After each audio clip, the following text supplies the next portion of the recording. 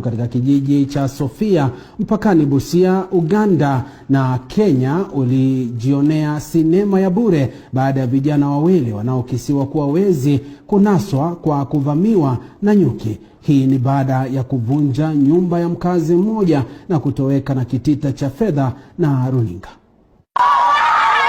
Ni kizaazaa kilichowavutia wakazi na wafanya biashara mjini Busia baada ya jeshi la nyuki kuwahangaisha vijana hao kutokana na madai ya wizi ya mkazi wa Busia Jowera Binturashi, aliyeeleza kuwa wizi huo ulitendeka baada ya kusafiri mashinani kushiriki mazishi ya jamaa wake, na kutaja kuwa licha ya kupiga ripoti kwa polisi hakuna msaada wowote aliyoupata. Wale wenye wamekuwa wanateza kwa hii gate katika kwa hii landi, mara kwa mara mjawache nje makaa, mjawache nje chakula, si bintu katika hata mmewacha chochote, lazima wanahakikisha banachukua. Bati kwa kile kitendo chenye niliweza kuchukua hai majukumu, kwa jua wametuangaisha muda mrefu, si mara ya kwanza kwenda kuamua tu hiyo jambo. Heri nione kwamba bataweza kuogopa wakomeshe hiyo tabia. Aidha, afisa mkuu wa polisi wa Busia ya Kati Moses Mugwe amedhibitisha kisa hicho na kutoa wito kwa wahasiriwa kujitokeza upesi